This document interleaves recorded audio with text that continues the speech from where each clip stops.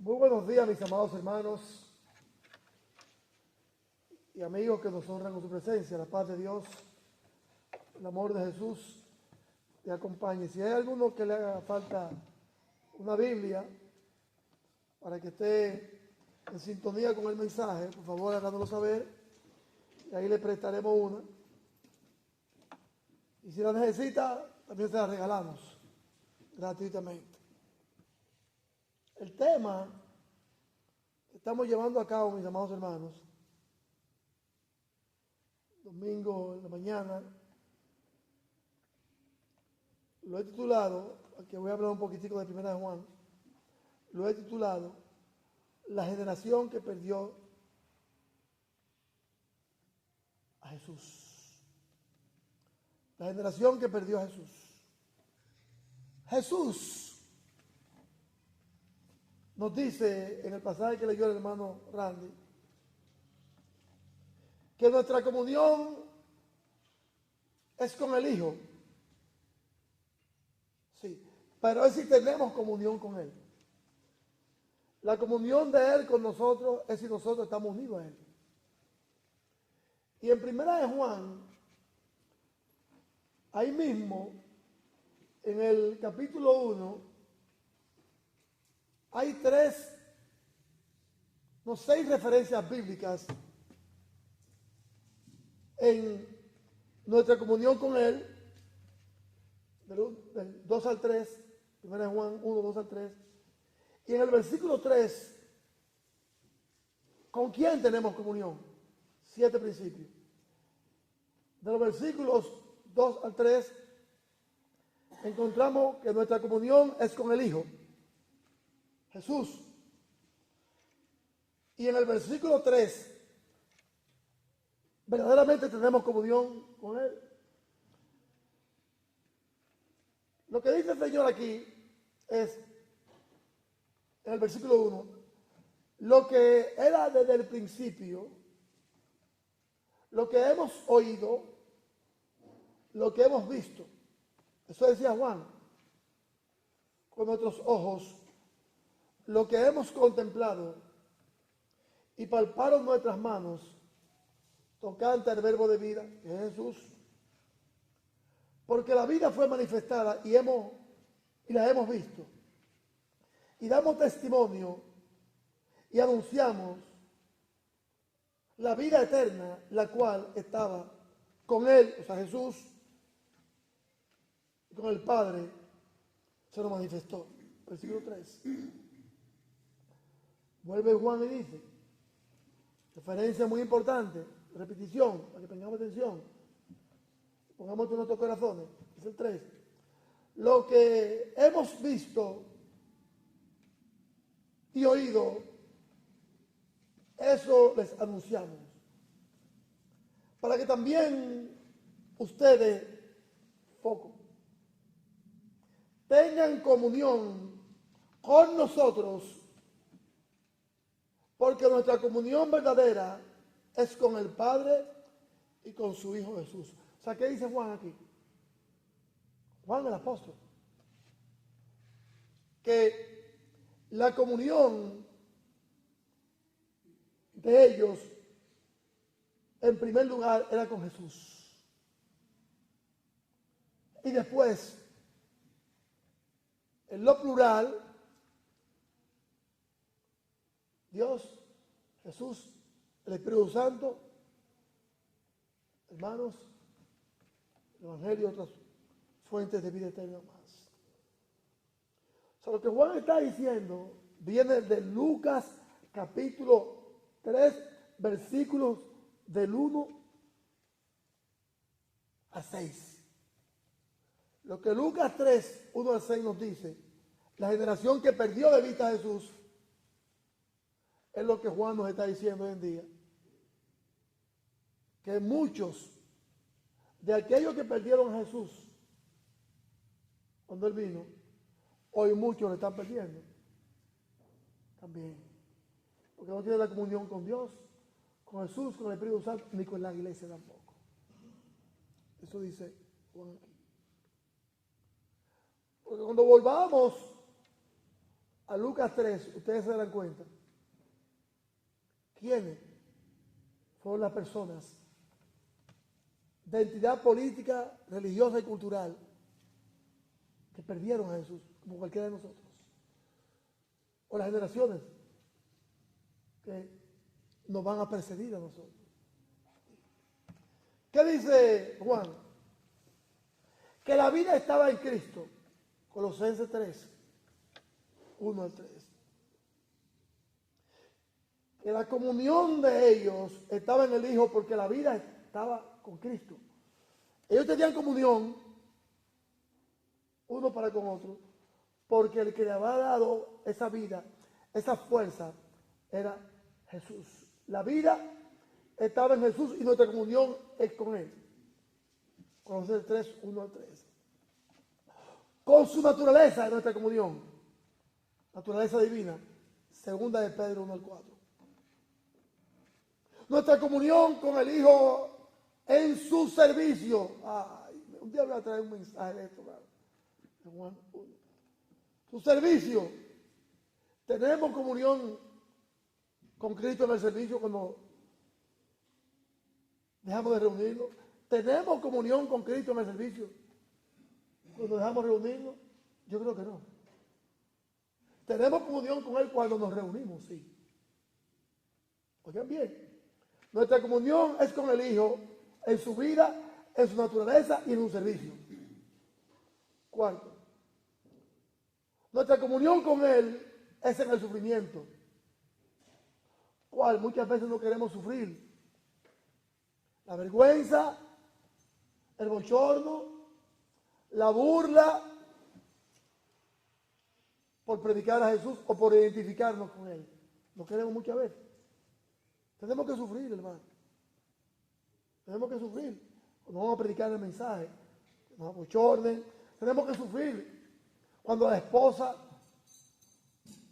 cristiana o el esposo cristiano, su compañero o su compañera, no quiere venir a los servicios del Señor. O no quiere aceptar a Cristo como un Señor y Salvador. Pero usted siga adelante. Siga usted adelante. Ahí vienen los sufrimientos emocionales, sufrimientos sentimentales, que usted tenga que venir a la iglesia sin su esposa que es cristiana, y ella diga, no, porque tengo un compromiso con papá, con mamá, con el tío, usted sigue para adelante. ¿Se sufre eso? Claro que se sufre. Si nuestra comunión es con el Hijo, en la vida, en su naturaleza, en el servicio, pero también en el sufrimiento. Yo lo sufría mucho eso. Pero el Señor que me daba fuerza. Primera de Pedro 4:13. Nuestra comunión es en su muerte. Algún día vamos a dejar esta tierra, hermano. Ay, si nosotros no hemos dado fiel, ¿qué va a pasar? Y nuestra comunión con Cristo Jesús, en lo profético, es que algún día le vamos a ver a Él y compartiremos con Él la vida eterna. Gloria a Dios. Nuestra comunión es con el Hijo, que Jesús, en la vida, en su naturaleza, en su servicio, en su sufrimiento, en su muerte y en su gloria. Entienda bien eso, cristiano. Entendamos eso bien. Pero ahora viene la segunda parte. Tenemos comunión nosotros con el Padre. Tenemos comunión nosotros con el Padre, como dice el versículo 13, y nuestra comunión es con aquel que hemos visto, hemos oído, y nuestra comunión verdadera es con el Padre y con su Hijo. Ok, amamos a Dios, pero muchas veces no amamos a Cristo. Amamos a Cristo, pero no queremos hacer lo que Dios nos manda, como dijo Salomón, allá en Primera de Reyes 11, 1 al 8. No queremos, hermano, nada de estos compromisos. Y recuerden que la vida cristiana es una vida de compromiso. La vida cristiana es una vida de compromiso. Y es lo que Jesús nos está diciendo aquí. El labio de nuestro amado hermano Juan, el apóstol, con el Padre, con el Hijo, con el Espíritu Santo y unos con otros. Con el Padre, nuestra comunión, Juan 1, 1 al 3. Con su Hijo, Juan 1 al 3, ahí está la pluralidad. Con el Espíritu Santo, Filipenses 2:1, ahí están. Bien. Comunión uno con otro. ¿Cómo digo yo, o dice usted que tiene comunión con Cristo cuando no se reúne? Aquí, Juan le está llamando mentiroso. Aquí le está llamando mentiroso, Juan. Nuestra comunión es uno con otros. Así cuando vamos al trabajo, vemos a nuestros compañeros de trabajo, llegamos a la casa, vemos a la esposa, a los hijos, de comunión, los abrazamos, los besamos. Nuestra comunión es uno con otros, 1 Juan 1:7. Pero para tener comunión uno con otros, tenemos que tener comunión con Dios, obedeciendo su palabra, con Jesús, obedeciendo sus mandamientos, y con la guía del Espíritu Santo. Si esos tres divinas personas no están ahí, hay un problema serio. Entonces estamos ¿qué? Haciendo lo contrario a lo que Él nos dice, haciendo lo que Satanás nos dice, como dice Salmos 1. Estamos sentados con los pecadores, estamos caminando con los pecadores y estamos compartiendo con el pecado. Nuestra comunión es con el Evangelio. Filipenses 1:5. Nuestra comunión es en las necesidades de los santos. Segunda de Corintios 8:4. Segunda de Corintios 8:4. No solamente el dinero lo cubre todo, hermano. Tiene una llamada. Ay, ¿cómo te sientes, mi hermano? Un mensaje. Hay una hermana que me dice, te mandó un mensaje, yo lo leí con tu corazón, ahí mismo le mando yo. Y me dicen, ay, y ahí me que me relaje. Oye, ya le está perfeccionando. Digo, no me hables mentira, y no es verdad. Te está perfeccionando la tecnología. Digo, no, estoy hablando mentira. Que todavía no, yo tengo que llamar a una fuente. Ay, digo, ¿por qué mando esto? Y una hermana me dijo, estoy orgulloso de ti. Por eso. Ahí le mandé la información al hermano. ¿Dónde va la plata? Pero también en las oraciones. En el ayuno. Hay mucha necesidad en la iglesia del Señor. Con esto en mente, vayamos a Lucas 3:1-6, la generación que perdió a Jesús. O sea, lo que Juan está diciendo aquí, en 1 Juan 1, del 1 al 3, 1 Juan 1:1-3, va conectado con Lucas, capítulo 3, 1-6, la generación que perdió al Mesías. Perdió a Dios, perdió al Mesías, perdió al Espíritu Santo y perdió su comunión uno con otros. Vamos a entrar en esa generación que perdió al Mesías. Repaso los versículos 1 y 2.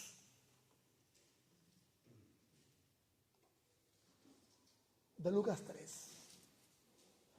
La generación que perdió al Mesías, aún estando él físicamente, su apariencia, lo miraron, lo tocaron, hablaron, pero nosotros, ustedes preguntan, ¿y lo estamos mirando? Claro que lo estamos mirando por fe. Pero estoy mirando a mi hermano, estoy mirando a mi hermana, en el gozo, en la alegría, en el dolor, en la tristeza, en todo. Porque es parte de la comunión con Dios. Dice, un repaso, Lucas 3:1. En el año 15 del imperio de Tiberio César, siendo gobernador de Judea, Poncio Pilato, Herodes tetrarca de Galilea, y su hermano Felipe tetrarca de Iturea, y de la provincia de Traconite, y Licinia tetrarca de Abilinia, siendo sumo sacerdote Anás y Caifás, vino palabra de quién? De Dios a Juan, el bautizante, el bautista, hijo de Zacarías, en el desierto.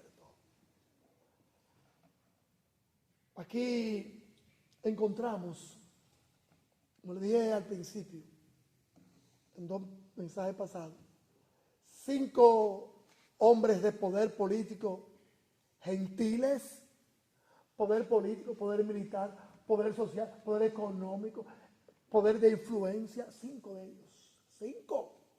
5, ahí están, hermano. Emperadores, gobernadores de provincias y de países y de imperios, como fue el Imperio Romano, 5 de ellos. Pero en el versículo 2, aquí vamos a ver 2 de ellos con influencia política, económica, pero religiosa profunda, que perdieron al Mesías. 5 del mundo y 2 de la iglesia de aquel tiempo, religiosos. La iglesia de aquel tiempo. ¿Cuál era la iglesia de aquel tiempo? El templo. Estos líderes religiosos estaban para enseñar al pueblo de Dios la verdad como usted y yo al mundo, y no la hicieron. No la hicieron. ¿Quiénes? Siendo sumo sacerdote, Anás y Caifás, vino palabra de Juan, hijo de Zacarías en el desierto. La palabra que decía era: arrepiéntanse, bautizando, predicando el bautismo de arrepentimiento para el perdón de qué? De pecado. Ese es el mensaje mío. Amigos, si usted no se ha arrepentido hoy y se ha bautizado para perdón de sus pecados, hágalo. Porque usted está en una generación, al igual que yo, que está mirando al Mesías por fe. Mirando a su esposo que es cristiano, o a su esposa que es cristiana, o a sus hijos que son cristianos, o a sus yernos, a sus suegros, a sus nietos que son cristianos, pero usted no lo ve. Arrepiéntase, porque de eso es que va a hablar Jesús, que no parezca. Entonces esta generación está aquí, líderes políticos, poder económico inmenso. Les tengo los cálculos de lo que esta gente religiosa buscaba. No voy a hablar de los 5 bravos, Licinia, Diderot, porque no tenían el poder, el control del mundo, sino también estos religiosos, Anás y Caifás, religiosos, hermanos, que tenían poder, miraron al Mesías, como usted y yo lo estamos mirando, pero le hicieron caso omiso. ¿Va a perder usted al Mesías? ¿O vamos a perder al Mesías, hermano, después que nos hemos entregado, hermanos y hermanas, a Él? Y nos hemos bautizado para el perdón de nuestros pecados. Yo creo que sí. Yo creo que lo estamos perdiendo. Por la cosa que la perdió a Jesús. Por la cosa que perdieron a Jesús, Anás y Caifás. Y esos otros líderes políticos. La venida de Jesús, mis amados hermanos, fue el punto más crucial para la raza humana. La venida de Él, aquí me dice Lucas. Pero también me lo dice Juan. Me lo dice Mateo, Marcos. La venida de Jesús fue el punto crucial para la humanidad. Cuando Él vino a esta tierra como el Hijo de Dios y el mismo Dios con nosotros. Primera de Juan 1, 1-3. Fue el momento más crucial, el más difícil para la tierra, pero con bendición para nosotros. ¿Por qué fue el más difícil? Porque el mundo de aquel entonces estaba hecho, hermano, un desastre en todos los niveles de la ranking social. El de hoy, el mundo que estamos viviendo, oiga, más bravo que un toro para agarrarlo por los cuernos, pero es el mejor porque está el Evangelio. Es el mejor porque estamos nosotros como voceros y voceras. Es el mejor tiempo, ¿para qué? Para ir a predicar, para ir a evangelizar, para dar la vida, hermano, por Cristo y las almas que se están perdiendo, aún cerquitica de nosotros, hermano. El esposo, la esposa, los hijos, el compañero de trabajo, el vecino. Ahí. Es el mejor momento, con todos los problemas que estamos viviendo, sociales, políticos, culturales, emocionales, Pero es el mejor tiempo para predicar. A tiempo y fuera de tiempo. ¿Por qué es el mejor tiempo? Ahora. Y el tiempo de él fue crucial. Jesús fue crucial. Y ahí se demuestra, se ha demostrado por lo que esta gente, líderes políticos y religiosos, hicieron. Hermano, el mejor tiempo es ahora, hermano. El mejor tiempo es ahora. Vuelvo y repito con todos los problemas que tenemos. Y más que van a venir. Pero es el mejor tiempo, hermano. Ahora, ¿qué va a pasar? Cuando Jesús vuelva a esta tierra, la primera vez vino como un niño manso. Un manso niño, un hombre. Compartía con los pecadores, comía con pecadores, hablaba con prostitutas. Y todo esto lo hacía no era porque él quería más amigos. Ni quería la comunión porque estaba solo. No. Él lo estaba haciendo era para salvarlo a ellos, como usted y yo tenemos que hacer eso, salvar a la gente que se está perdiendo predicando el mensaje. No porque queremos más amigos y si vienen, amén. Nuestro trabajo es para predicar a aquellos que se están perdiendo, no los que están cerca de nosotros. Porque cuando Él vuelva, y va a volver, Jesús va a venir. No va a venir ya como el corderito que se dejó agarrar o se entregó por usted y por mí. No, va a venir como juez, como un juez divino y va a demostrarle a rey, a presidente, a gobernante, a usted y a mí, que Él es el Señor de señores, el Dios con nosotros.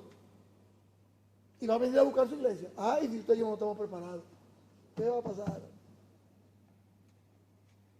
¿Y quién enseñó que ese momento crucial era el más importante de ese tiempo? Como el momento de su venida hoy a nuestros corazones por el Espíritu también es importante, por el Espíritu Santo. Lo que Juan está diciendo aquí, el Bautista, yo voy a preparar el camino para el que viene atrás. Eso es lo que Juan está diciendo. El que viene atrás, el que viene detrás de mí es más fuerte que yo, más poderoso que yo. Yo estoy allanándole el camino a Él, le estoy preparando el camino a Él. ¿Por qué? Porque Él va a marcar lo crucial de la historia. La venida de Jesús marcó lo crucial de la historia. Cuando Jesús vino, le dijo a los hombres, de la única manera que ustedes van a tener vida eterna, si se arrepienten, se bautizan para perdonar los pecados. Porque de lo contrario, al infierno van a ir. Eso es un momento muy importante. Lo dice el versículo 1. El momento más importante para Tiberio César, para Poncio Pilato, para Herodes, para Felipe, para Licinias y para Anás y Caifás fue cuando Jesús vino. Momento muy importante para esa gente. Y para los que estaban ahí, que muchos aceptaron a Él, otros rechazaron. Hermano, el momento de la historia suya y mía es crucial. Porque Jesús va a venir otra vez. Va a venir otra vez. Va a ser crucial para usted si no la escucha. Y para mí, si tampoco la escucho y hago su voluntad. Sino también para la raza humana, porque va a haber condenación eterna. Condenación eterna. ¿Qué era lo que estaba diciendo Juan el Bautista? Preparen el terreno. Preparen el terreno porque el que viene es más fuerte que yo. En el área geológica o geográfica, tanto Juan el Bautista, como nos lo dice el versículo 2 del capítulo 3 de Lucas, ¿qué dice? ¿Dónde se encontraba este varón de Dios? Dice que el versículo 2 está dividido en dos partes. Parte A, Jesús vino a estos líderes religiosos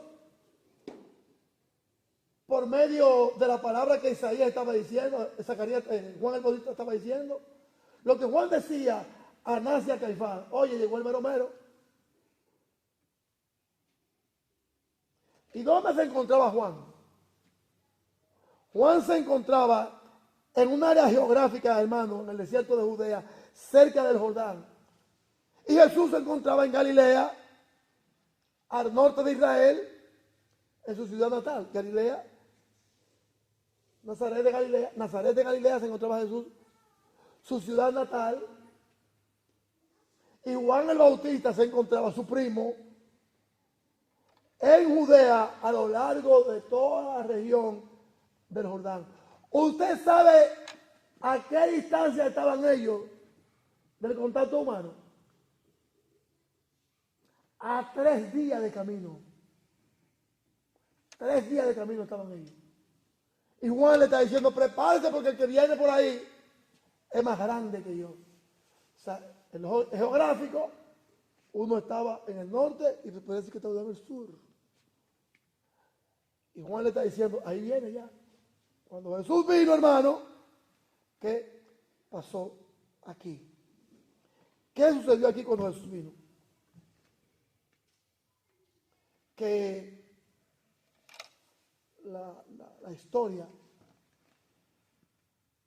suya y mía cambió por completo porque se nos reveló al Hijo de Dios. Aquí, explícame. ¿Se juntaron ellos dos? Claro que sí. En el Jordán. En el contexto histórico hay problemas para usted y para mí. Y para el mundo que no aceptó a Jesús de ayer y el que no acepta de hoy. Como lo dice el versículo 1 y 2 de Lucas 3. En el contexto geográfico, nunca se habían unido ellos dos. Hasta el momento que Dios le dice, Juan, entrégale la antorcha, si se puede decir, a Jesús, porque ya vino el Salvador del mundo. Vámonos al contexto religioso. De estos hombres que vamos a ver ahorita, Anás y Caifás. Ese contexto religioso es el que nos toca a usted y a mí. A usted y a mí. ¿Cómo estaba el escenario religioso cuando Jesús vino? Ya el político, hermano, no corrupto, son líderes. ¿Cuáles? Herodes, Felipe. Fue tan así que Herodes le quitó a la mujer a Felipe. O se fue ella sola. Y después, hermano, ustedes verán cómo esta gente murieron. Ustedes verán cómo estos hombres murieron. Cuando llegue al final de este mensaje. El mundo que perdió a Jesús. Como el mundo lo está perdiendo hoy en día. Y nosotros, como cristianos, abramos los ojos en esto que les voy a decir ahora. Contexto y escenario religioso cuando Jesús vino. ¿Cómo estaba? Oiga lo que dice el versículo 2. La parte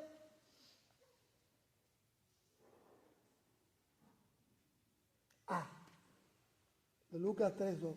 Siendo sumos sacerdotes Anás y Caifás,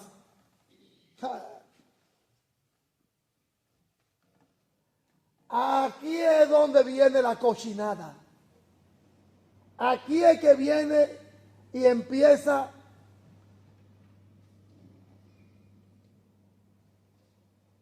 lo sucio, lo cochino, lo apestoso, lo que hiere. Que usted y yo no queremos tener contacto con ellos. Eso es mentira. Muchas veces estamos en contacto con el pecado que putrefacto, palabras de hecho y de pensamiento, y de falta de comunión con el Señor. Sí. Primer acontecimiento asqueroso en el escenario religioso aquí, que vamos a ver. Religioso. Pongámonos aquí nosotros, como cristianos. Habían 2 sacerdotes y en ese tiempo, según la ley, nada más podía haber uno. Un solo sacerdote. Entonces, ¿qué es lo que estaba podrido aquí? Como en la vida de muchos de nosotros. que el sistema religioso de ese tiempo estaba, hermano, hecho trizas como muchos de nosotros como cristianos hoy en día. No queremos estudiar la Biblia. Y el diablo nos hace pedazos. El sistema religioso estaba corrompido. Los líderes judíos se habían pasado, esos sacerdotes, el sacerdocio como si fuera una caja de dulces. Anás, que era el sumo sacerdote, y sus hijos, que eran también sumos sacerdotes, se habían corrompido y le habían pasado el sumo sacerdocio. ¿A quién? A Caifás. Anás era el sumo sacerdote. Había ocupado el cargo, mi hermano, por 7 años. Y sus hijos, que eran otros corruptos, habían acordado de darle el sacerdocio a su yerno y a su cuñado, Caifás. Oye, eso no se pasaba así, era por herencia. Ya moría, porque eso venía de Judá, ya moría, el sacerdocio, ¿no entienden? Las tribus acordaban, bueno, este sacerdote de la tribu tal. No, eso no era así. ¿De dónde provenía el sacerdocio? ¿De la tribu? ¿De qué tribu venía el sacerdocio? Ahí se lo pongo de tarea. Bueno, Caifás, yo quiero que usted se encargue de dirigir lo que está pasando en el templo. Cuando Juan el Bautista vino, habían surgido 28 sacerdotes, sumos sacerdotes distintos. Anás había ocupado el cargo durante 7 años y se lo había pasado a su yerno. Anás había utilizado su posición como un medio para obtener riqueza, un religioso. ¿Y dónde estaba la riqueza de estos hombres, de Anás y Caifás? O en el templo. En el templo, en la iglesia, hermano. Cuando, no es extrañar, que cuando Jesús llegó, tengo un pasaje bíblico ahorita para leer eso, encontró el templo en un bazar.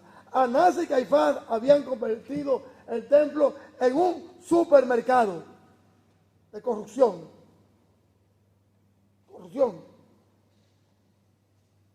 Anás y Caifás tenían una mafia religiosa, una mafia. Tenían un cartel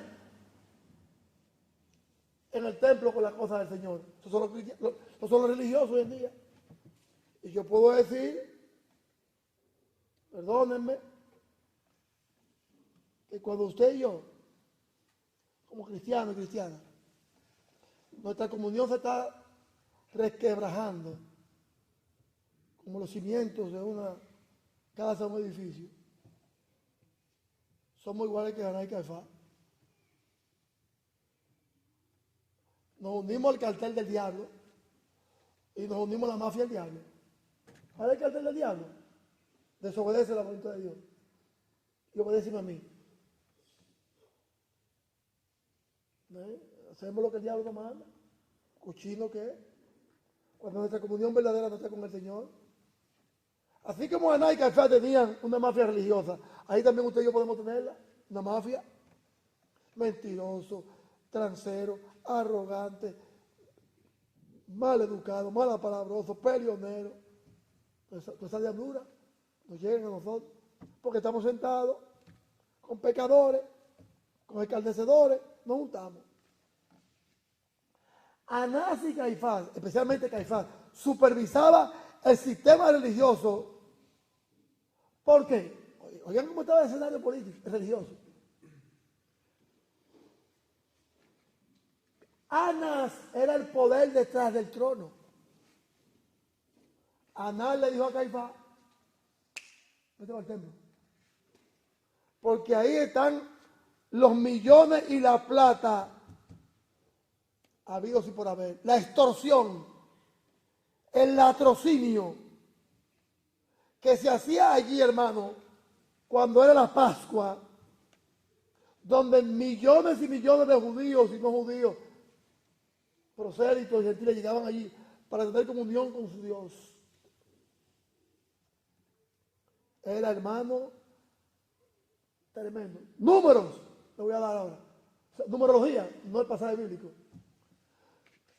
Cada persona que iba al templo, escríbanlo, cada persona que iba al templo el día de la Pascua en Jerusalén, para entrar a los terrenos del templo, por ejemplo, llegar, el templo, un ejemplo, el templo. Yo estoy afuera, en la calle, para yo poder entrar al templo, usted no puede entrar al templo. Aná y Caifás tenían a un grupo de sacerdotes, hermano, ¿qué? $15. Para entrar al templo había que pagar $15 en la economía actual nuestra. $15.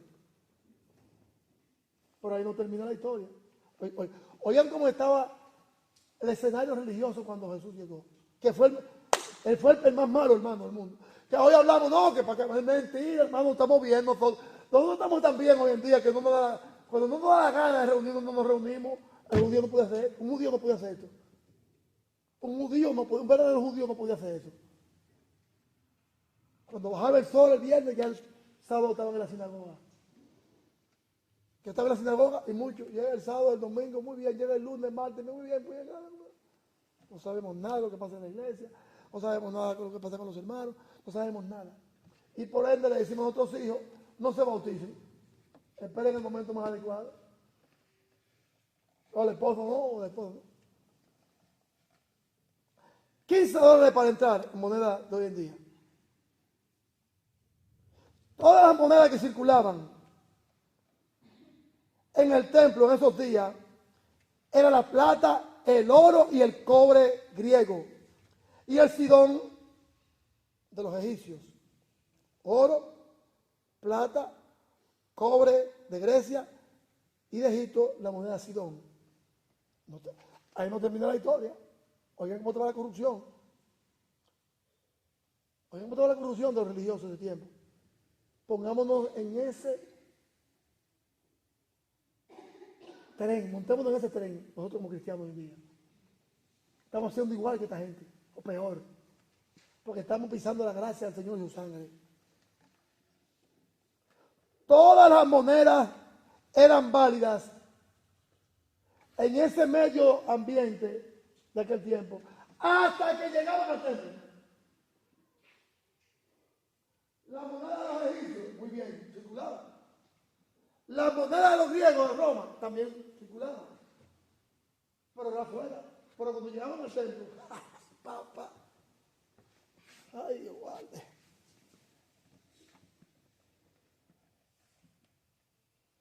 Aná y Caifás tenían a un grupo de líderes de su mismo clan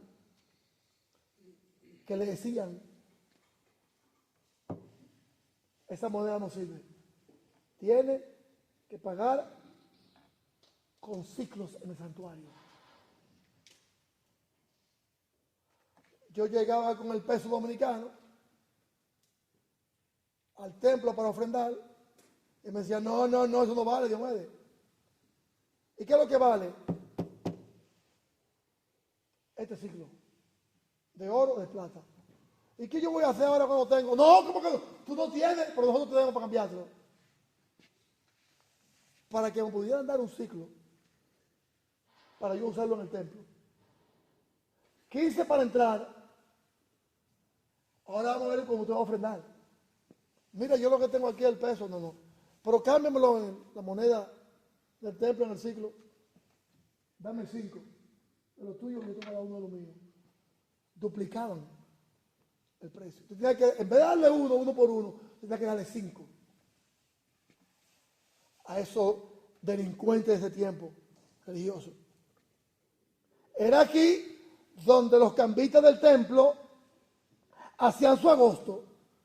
Los cambistas cobraban una extorsión, cobraban un excedente de dinero que muchas veces la gente no podía pagarlo, no podía pagarlo. Pero como eran gente muy religiosa, ¿qué hacían? ¿Está bien? Lo cambiaban a la moneda que estaba en el templo del siglo 5 por 1. Pero también te vamos a poner otro impuesto, tiene que darnos 6. Sobrevaluaban. Oigan cómo estaba el escenario religioso. Había otro impuesto que se cobraba allí. El otro impuesto, ya me enteré con este. Si yo no era judío, eso se le cobraba a los judíos. Si yo no era judío y era gentil, tenía que mi moneda,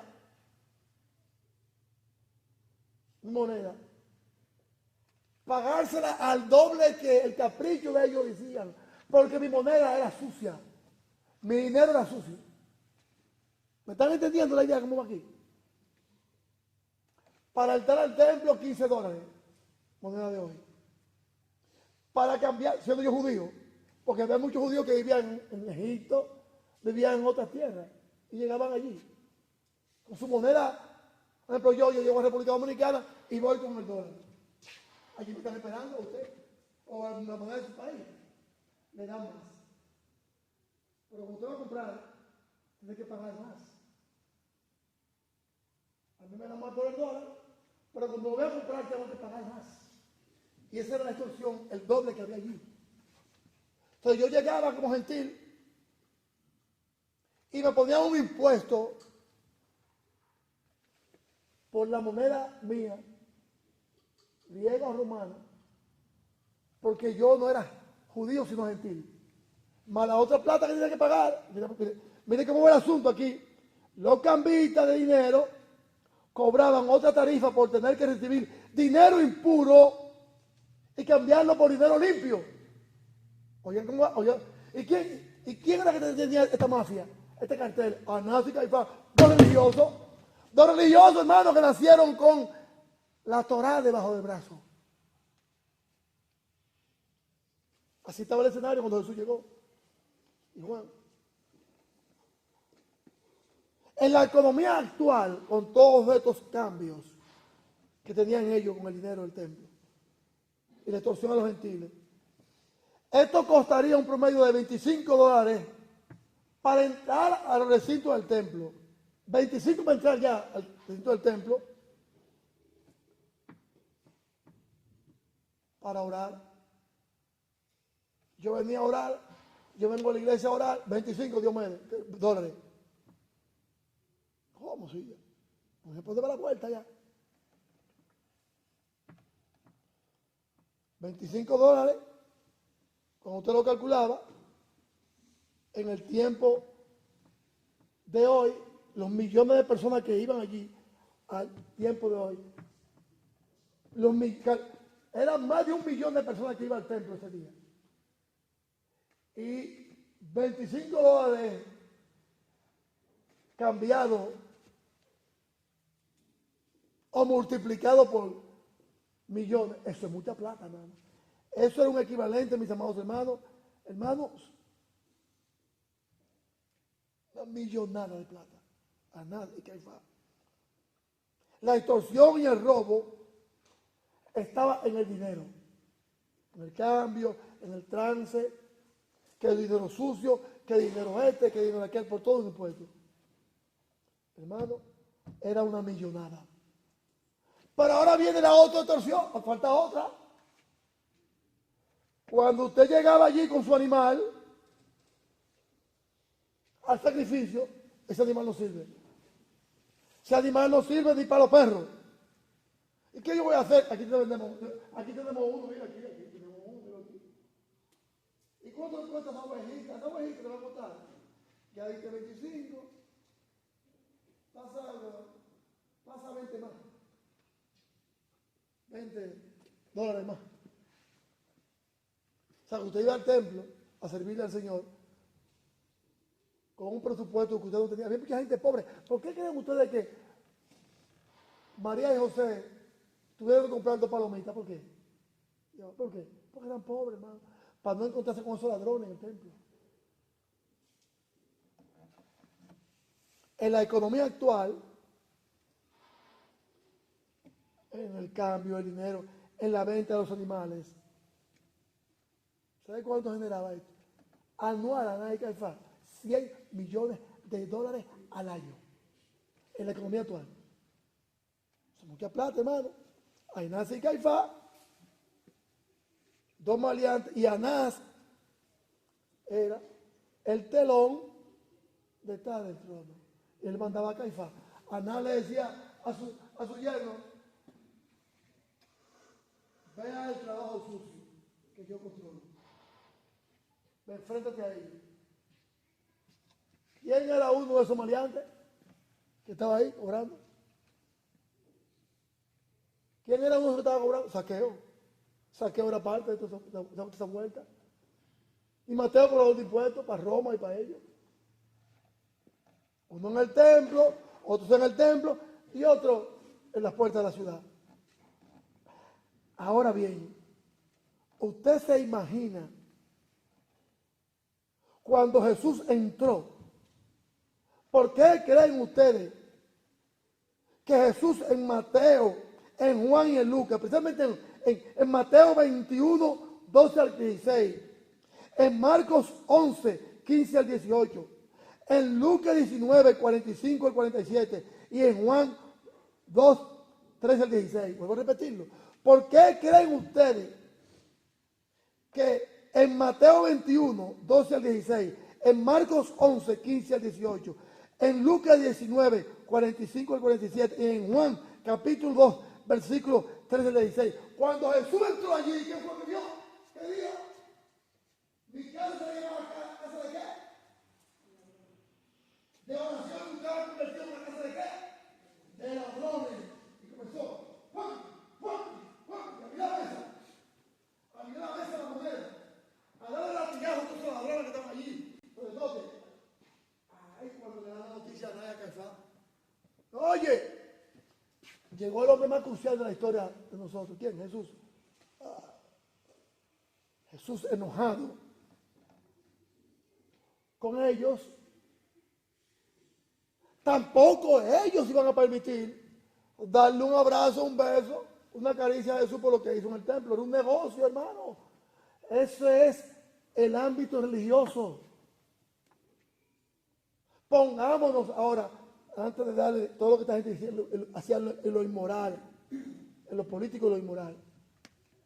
Pongámonos nosotros en esa condición de ser cristianos. Y está hablando mentira. Está faltando los servicios. El dejar de leer la Biblia, el dejar de estudiarla, el dejar de orar, el dejar de ayunar. Las necesidades que dice Juan aquí en 1 Juan 1, 1 al 3. Que nuestra comunión es con el Padre, con el Hijo, con el Espíritu Santo y con la Iglesia. Los hermanos. Tenían comunión Anás y Caifás con el pueblo para extorsionarlo. Extorsionaban a su propia gente y extorsionaban a los gentiles. Cuando Jesús llegó dijo: ok, la casa de mi Padre es casa de adorarle a Él. No cueva de ladrones. Por eso que Jesús dice hoy en día que el servicio que Él quiere que le demos de nuestro, ¿qué? De nuestro corazón, de nuestro interior, hermano. Entonces, ¿qué pasó? Anás y Caifás no se iban a quedar de brazos cruzados. ¿Por qué? Porque amaban guiar a la gente a adorar a Dios. No. Anás y Caifás no se iban a quedar de brazos cruzados porque dirigían a la gente a adorar a Dios. No.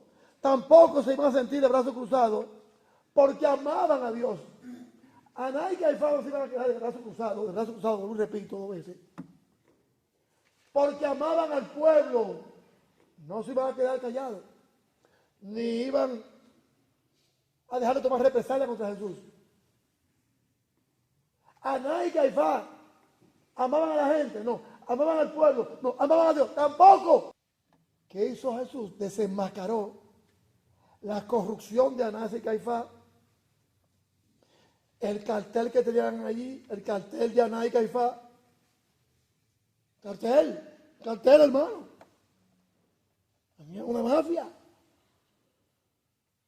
¿Amaban a Dios? Mentira. ¿Amaban al pueblo? Tampoco. ¿Se tenían comunión? Tampoco, no tenían comunión. lo que Juan nos está advirtiendo aquí, en primera de Juan 1, 1 al 3. Tengamos cuidado, hermano. El escenario político, ¿cómo estaba?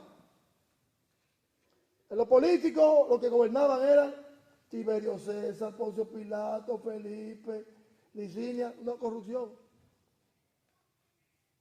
Había de todo allí.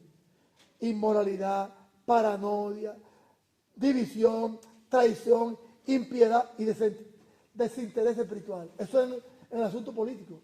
¿Le interesaba a Poncio Pilato a Jesús? ¿Qué me importa a mí Jesús? A Licinia, a Tiberio César, a Herodes, no. Amaban tanto a Jesús que lo mandaron a matar y fueron culpados por también el pueblo romano. Fueron cómplices. ¿Cómo estaba el escenario político en su tiempo? Inmoralidad, paranoico la gente andaba, dividido entre ellos mismos, traicionero entre ellos mismos, impiedad entre ellos mismos y desinterés religioso. Y a veces decimos que el tiempo que estamos viviendo, que la persecución aquí, que la persecución. Hermano, por favor, dejémonos de esas cosas ya, cosas que no son. Herodes, Felipe. ¿Por qué le cortaron la cabeza a Juan el Bautista? ¿Por qué? ¿Por qué? ¿Por qué? Esta es la historia. La mujer de Felipe se fue con Herodes. Herodías lo vio bailando como una víbora. Y vamos, no se da aquí todo. No se fue ella. Que haga un presidente eso ahora. Que lo haga. O sea, a uno lo sacaron los otros días de Perú. Por corrupción, lo sacaron. Que duró como 3 meses. Ahí lo vi yo. No es una propaganda, no es una payola tampoco para política. A mí no me interesa la política. Lo sacaron. En aquel tiempo esta gente podía hacer de todo. Eran pedófilos. Pedófilos eran esos emperadores. Los pedófilos. Tenían arenas de niños. Criaban niños. Ustedes recuerdan lo que yo les dije a ustedes en una ocasión. Que el oficial romano, por ejemplo, yo soy oficial romano.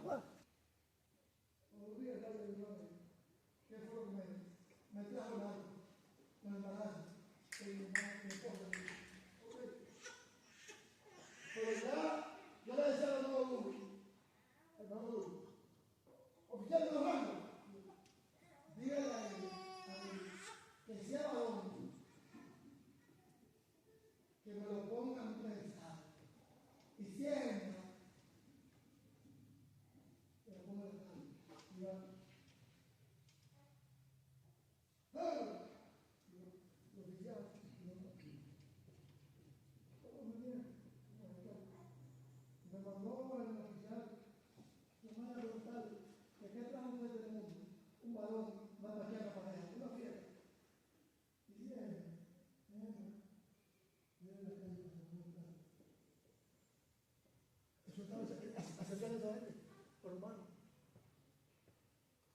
Y decimos que estamos, que los tiempos más malos. Mentira. Esos son los mejores tiempos para predicar el evangelio. Mira cómo estaba el tiempo que llegó Jesús, hermano, Juan. Una cosa perversa. Y oigan cómo estaba el escenario religioso. Anás y Caifás, religiosos como muchos de nosotros, orgullosos, ávaros, extorsionistas, indiferentes y desinterés espiritual. Escríbalo. Anás y Caifás, religiosos como muchos de nosotros, cristianos, somos orgullosos, no nos importa reunirnos, somos ávaros, trabajamos domingo, lunes, martes, miércoles, jueves, viernes, sábado, domingo, lunes, martes, miércoles, jueves. Y el Señor, muy bien, gracias. Ustedes saben las experiencias que yo pasé en la iglesia, en el pasado. Hermano, porque usted no ha visto, estoy trabajando, hermano, no, porque usted, hermano, a mí me dieron mucho boche. Hermano, usted no me mantiene. Ya, no yo.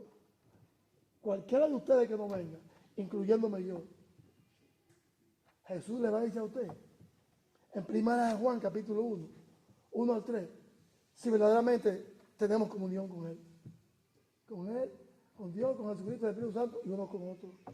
Somos orgullosos, no en el escenario político, en el escenario religioso como cristianos.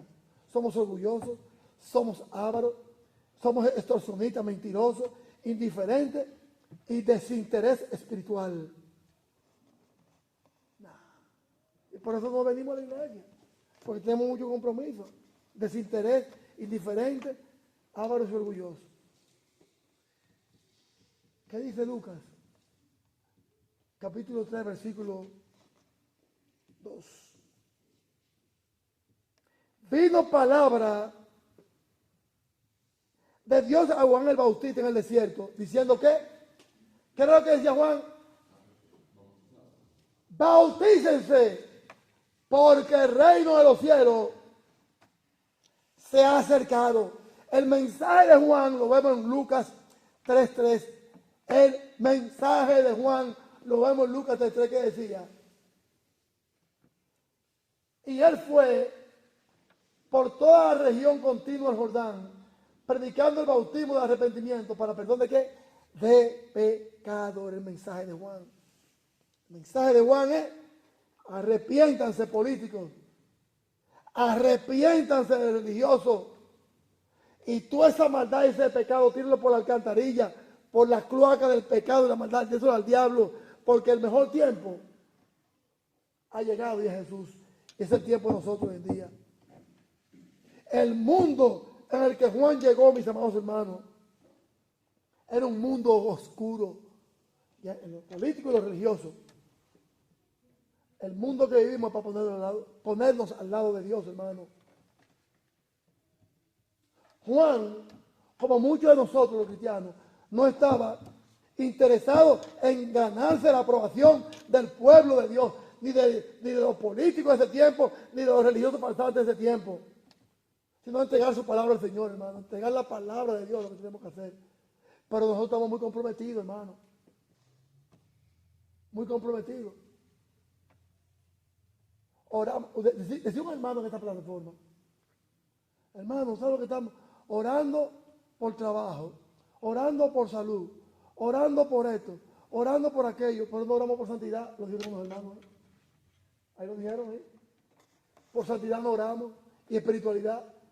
Dale la salud a mi hijo, está bien, a mi hija, a mi esposo, está bien, eso está bien. Dame más trabajo, está bien. Pero no fuera el Señor, hermano. No fuera el Señor. Entonces Juan